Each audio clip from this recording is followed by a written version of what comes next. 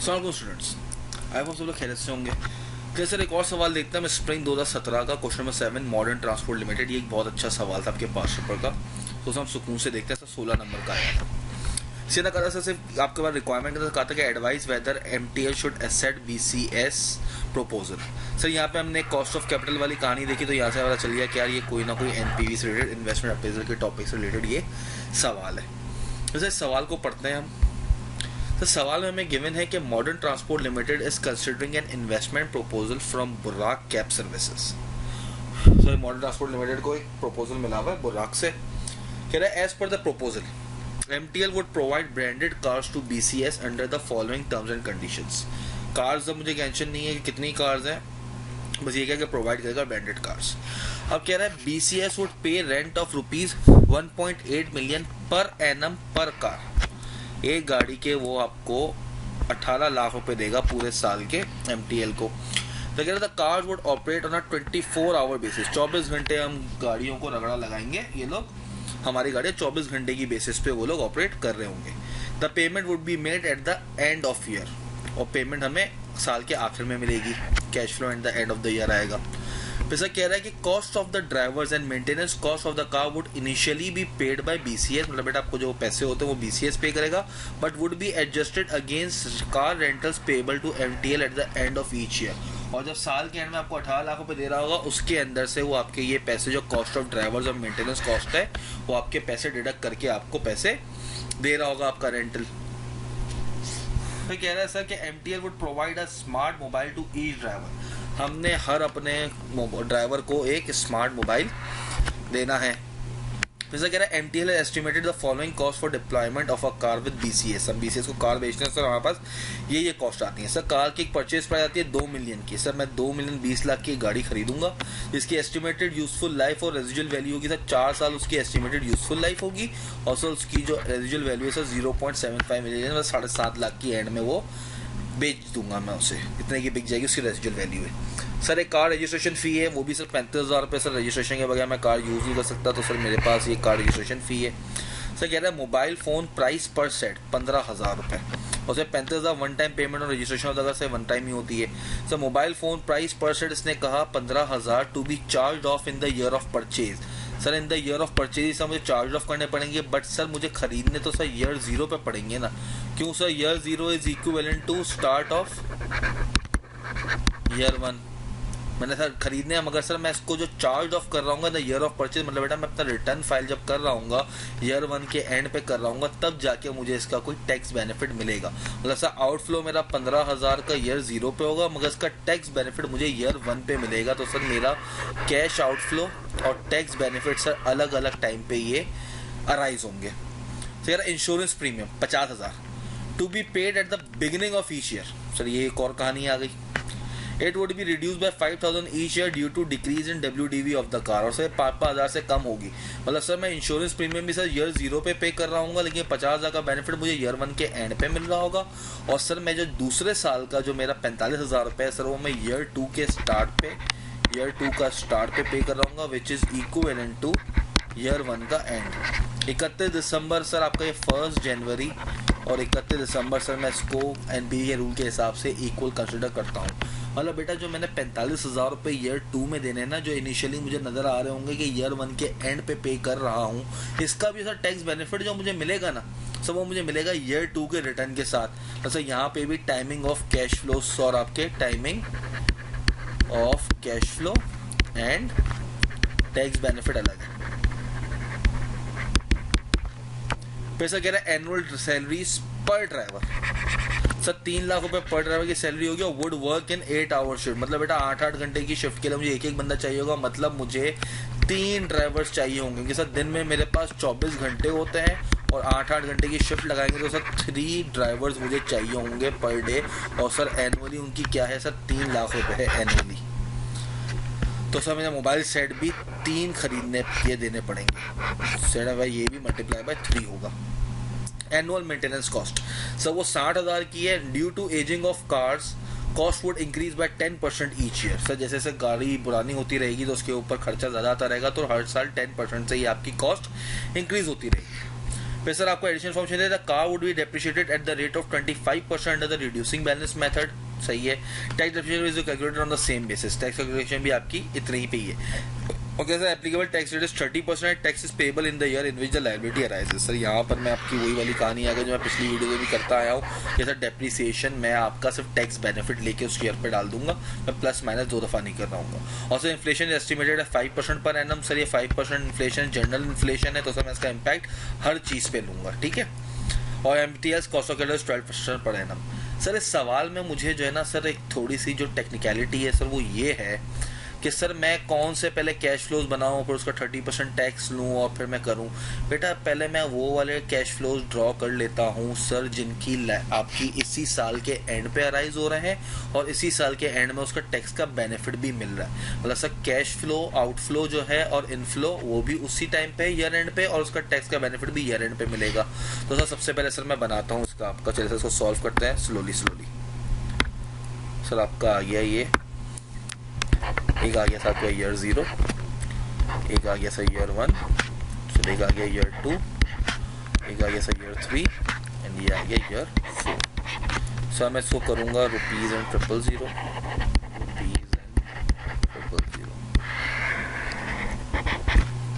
अब सर सबसे पहले सर मेरे पास क्या है, सर मेरे पास रेंटल है। सर रेंटल रेवेन्यू जो मिलेगा सर मुझे इसने कहा हुआ है कि सर ईयर 1 पे मुझे कितना मिलेगा 1.8 मिलियन पर एनम पर कार। और सर मैं एक ही कार का भी देखता हूँ कि सर मुझे नंबर ऑफ कार्स नहीं दी हुई, सर एक कार के ऊपर ले जाओ, फिर सर मैं उसको एक्स्ट्रापोलेट कर लूँगा, चाहे 10 कार हो, 20 कार हो, 100 कार हो, अगर एक कार मुनाफा दे रही होगी जितनी नंबर ऑफ कार्स होंगी वो सारा ही मुनाफा देगी। तो सर मेरे पास ये 1.8 मिलियन, तो सर ये 000 के हिसाब से ही आ जाता है सर 1800, ठीक है सर। और सर मेरे पास इन्फ्लेशन गिवन है कोई 5% का, तो सर मैं 5% का इन्फ्लेशन लगाऊंगा 1.05 इंटू 1.05। तो सर मेरे पास जो रेंटल आपके पास आते हैं सर वो आते हैं पहले ईयर में 1800, दूसरे में आते हैं सर 1890। सर ईयर 3 में मेरे को रेंटल रिसीव होगा 1985 का, और सर ईयर 4 में मेरे रेंटल की जो रकम बनेगी वो बनेगी सर 2084 की, राउंड ऑफ करके। अब सर मेरे पास एक ऐसा ये वाला कैश फ्लो था जिसको ईयर एंड पे ही मिलेगा और होगा। सर 2 चीज़ें और थी जो मुझे इसने कहा हुआ था कि वो BCS पे करेगा, कहाँ पर, cost of the drivers and maintenance cost initially paid by BCS but would be adjusted against car renters able to empty at the end of each year. Sir राल के एंड में मेरे पास ये खर्चे भी आएंगे तो मैं इसको अकाउंट फॉर कर रहा हूँ, तो सर ये भी मेरा कैश फ्लो और टैक्स का मेरा जो बेनिफिट है वो एक ही टाइम पे हो रहा होगा। तो सर मेरे पास एक दूसरी चीज़ आ गई, वो आ गई सर सैलरीज। सैलरीज कितनी है सर, मेरे पास सैलरीज है सर 3 लाख, मतलब 300 मल्टीप्लाई बाय 3, 3 ड्राइवर्स है मेरे पास, तो सर मैं 300 मल्टीप्लाई बाय 3 करूँगा इसको, 300 मल्टीप्लाई बाय 3। तो सर ईयर 1 के ऊपर मेरे पास आ गया आपका 900, और सर फिर मैं हर दफ़ा इसको इन्फ्लेट करूँगा 5% सर जनरल इन्फ्लेशन जो है मेरे पास, तो सर मेरे पास ही आ जाएगी 900 रुपये फर्स्ट ईयर में, सर 945 सेकेंड ईयर में, और सर 992 यहाँ पर आएगी, और सर 1042 आपके ईयर 4 में आ जाएगी। अब सर मेंटेनेंस कॉस्ट,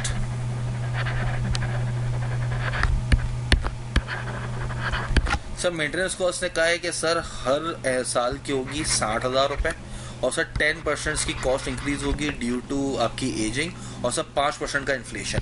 तो सर ईयर 1 में तो आपके पास सर 60,000 आ जाएगी। फिर क्या होगा सर फिर आपके पास आएगा 1.05 सर इन्फ्लेशन का इम्पैक्ट, और 10% का इसका आपका जो एजिंग की वजह से आ रहा है कॉस्ट का खर्चा, इंटू 1.05 इंटू 1.5। तो सर आपके पास जाके ये जो मेंटेनेंस की कॉस्ट है सर वो आ जाती है 60, 69, 80,000 और 92,000। अब सर मेरे पास सिर्फ यही कैश फ्लो थे जो ऐसे थे जो साल के एंड में अराइज हो रहे हैं, और उनका टैक्स बेनिफिट मुझे साल के एंड पे मिलेगा। तो सर पहले सर मैं इनको एक इनकॉर्पोरेट कर लूँ जल्दी से कि सर इनके ऊपर मेरे को टैक्स कितना बनना पड़ रहा है। तो सर मेरे पास ये आ गए 840 का पॉजिटिव आया, सर ये 876 का आया, सर ये 913 का आया, और सर मेरे पास आ गया 950। अब सर मेरे पास ये कैश फ्लो ये था sir cash flow net of tax. Sir net of tax के लिए क्या करूँ सर, मैं इसको 70% से मल्टीप्लाई कर दूँ, या सर पहले मैं टैक्स लिख के 30% लिख के फिर नीचे करूँ? नहीं सर, मैं डायरेक्ट सर इनको 70% मल्टीप्लाई कर ताकि नेट ऑफ टैक्स आ जाए।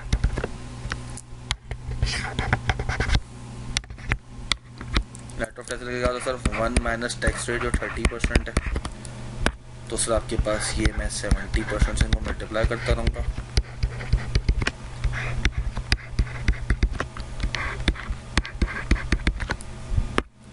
तो सर आपके पास जो cash flow net of tax in खाली इन कैश फ्लोज के बेसिस पे जो आ रहा है सर, वो आ रहा है 588 का, ये 6,13,000 का, सर ये 639.1 का, और सर ये 6,65,000 का। अब सर मैं उन कैश फ्लोज को देखूंगा जो सर अराइज डिफरेंट टाइम पे हो रहे हैं और जिनका टैक्स कोई डिफरेंट टाइम पे आ रहा है। सबसे तो सर मैं इसके ऊपर सर डेप्रीसिएशन का कर लेता हूँ फिर सर, ताकि मैं उन सब चीज़ों को कर लूँगा। सर पहले मेरे पास आ जाएगा depreciation, tax benefit on depreciation लेता हूँ मैं, टैक्स बेनिफिट ऑन डेप्रीसिएशन। तो इसके लिए मुझे वर्किंग करनी पड़ेगी डेप्रीसिएशन के लिए, तो सर मैं डेप्रीसिएशन की वर्किंग करता हूँ यहाँ पे।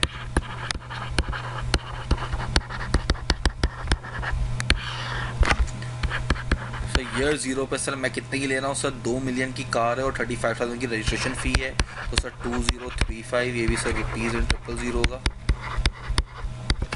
सर ये कैसे आया सर, 2,000 प्लस 35,000 की रजिस्ट्रेशन, ठीक है। Depreciation sir year 1, depreciation year 1 @25%। अगर बस कितनी आ गई 25% पे सर, ये आ गई कोई 508.75। तो आपके पास जो रिटन डाउन वैल्यू ईयर 1 पे आई सर, वो आ गई 1526.5 की, 0.25 की। फिर सर आप डेप्रीसिएशन निकालोगे ईयर 2 की, वही 25% पे, सर वो कितनी आ गई सर, वो आपके पास आई कोई 381.56 की। तो सर WDV ईयर 2 की आपके पास आ गई रिटन डाउन वैल्यू 1144.69 अप्रॉक्स। जैसा एक बार डेप्रीसिएशन ईयर 3 की चार्ज करेंगे डेप्रीशिएबल अमाउंट के ऊपर, तो आपके पास आ जाएगी कितनी 286.17। और सर आपके पास WDV ईयर 3 की आ जाएगी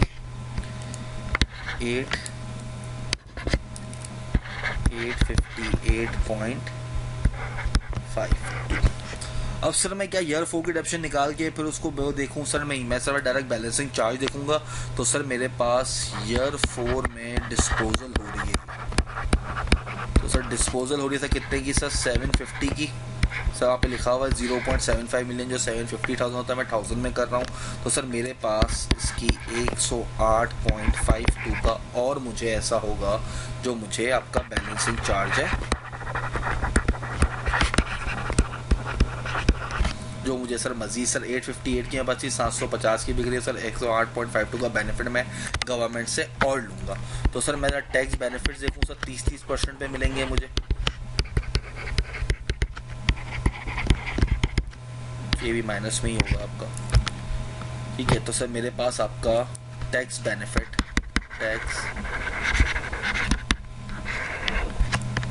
सर आपको यहाँ पर मिला 152.6 का, यहाँ मिला 1,14,000.5, 86,000.1 और सर यहाँ मिला 32.6। सर इसको मिला के प्लॉट कर दूं ऊपर, जी सर आप प्लॉट कर दें इसको। आपके पास सर टैक्स बेनिफिट और डेप्रीसिएशन आया है, सर आपको ईयर 1 में आपको डेप्रीसिएशन का बेनिफिट मिल रहा है 152.6 का, 114.5 का, सर 85.8 का और सर 32.6 का। सर बाकी मेरे पास क्या है सर, मेरे पास एक कार की कॉस्ट है, रजिस्ट्रेशन फ़ी है,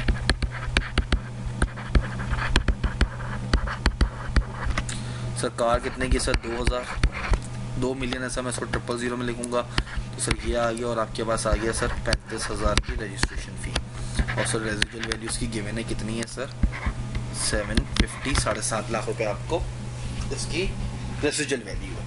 सर ये मैंने पुट इन कर लिया। अब सर मुझे 2 कैश फ्लोज पे खेलना है सर। वो 2 ऐसे कैश फ्लोज हैं जिनकी सर अराइजिंग एक अलग टाइम पर है और उनका बेनिफिट एक अलग टाइम पर है। सर वो कौन से हैं सर? मेरे पास वो 2 हैं जो मैंने यहाँ पे जैसे एक मोबाइल फ़ोन सेट और सर एक इंश्योरेंस प्रीमियम। अब sir cash flows with different timing. Different timing का मतलब क्या हुआ सर? डिफरेंट टाइमिंग का मतलब cash flow and tax benefit at different timing. अब सर उसमें तो एक तो है सर आपके पास इंश्योरेंस प्रीमियम।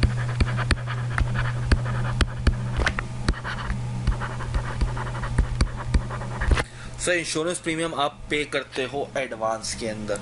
तो आपने एडवांस के अंदर पे किया मतलब सर आपने 50,000 पे यहाँ किए। बट सर जब आपने ईयर 0 पे 50,000 पे किए जो इक्विवेलेंट है कि आपने इसको जनवरी 1 को, सर ईयर 0 कहूँ या जनवरी 1 कह दूँ सर एक ही बात है। या इसको मैं सर ईयर 1 का डिसम्बर 31 कहूँ या ईयर 2 का जनवरी 1 कह दूँ सर एक ही बात है। तो सर जब मैं 50,000 का सर मैं ईयर 0 पे कर रहा हूँ तो सर इसका मुझे टैक्स बेनिफिट जो है वो सर मुझे ईयर 1 के एंड पे आके मिलेगा। कितना मिलेगा सर? को 30% से करेंगे तो सर मेरे पास आ जाएगा 15,000 का टैक्स बेनिफिट। इसी तरह सर ईयर 2 पे सर मैं कितना पे कर रहा हूँ सर? ये 5,000 से कम होता रहेगा। तो सर मैं 31 जनवरी 31 जो आपको दिसंबर को पे कर रहा हूँ 45 पे सर 40 और 35। तो ये मैंने पेमेंट की है सर। कैश आउटफ्लो इस टाइम पे हो रहा है मगर टैक्स बेनिफिट मुझे जब मैं साल के एंड का रिटर्न फाइल कर रहा हूँ तब मुझे मिल रहा होगा। तो सर मेरे पास ये 15 यहाँ मिलेगा सर। 45 का मुझे 13.5 जो है मुझे यहाँ मिलेगा सर।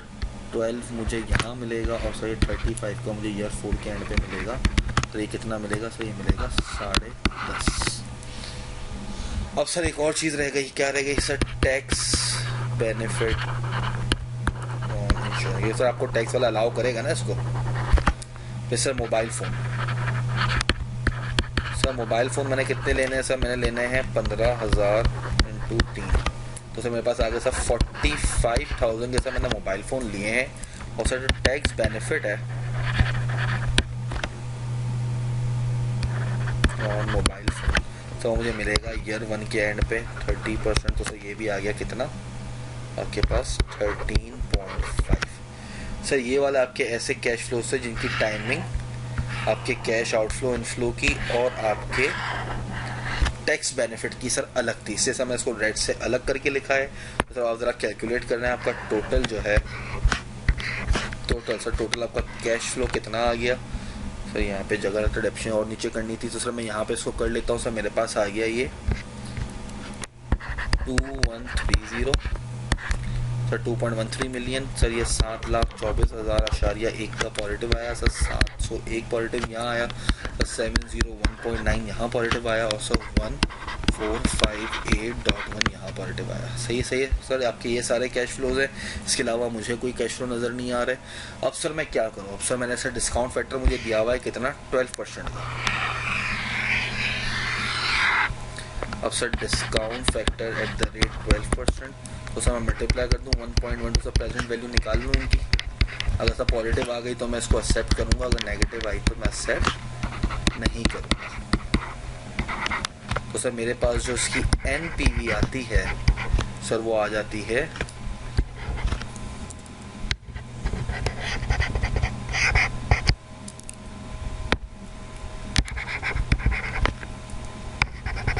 कोई अच्छा अलग पेन लेते हैं, ये ले लेते हैं sir. NPV is equals to 501 point something है तो सब प्लस 501 है। एंड सर सिंस NPV से सवाल की रिक्वायरमेंट क्या थी? Advise whether MTS should accept BCS proposal. तो सर मैं कह दूंगा since NPV is positive, since NPV is positive MTL should accept the proposal। I hope मेरे बच्चों तुम लोग को ये समझ में आया होगा। बस बेटा कि किसके अंदर ये थी आपकी कि सर आप खाली उन रेलिवेंट कैश फ्लोज को निकाल के उनकी एक साथ टैक्स निकाल दिया करें जो एक ही टाइम पे अराइज हो रहे हों, बाकी जो डिफरेंट हो ना उनको सर अलग से आप अकाउंट फॉर कर लिया करें। ठीक है, हो आपको समझ में आया। फिर भी कोई आपको कोई कन्फ्यूजन हो तो आप मुझे व्हाट्सएप पे पूछ लें। अपना ख्याल रखें। अल्लाह हाफिज़।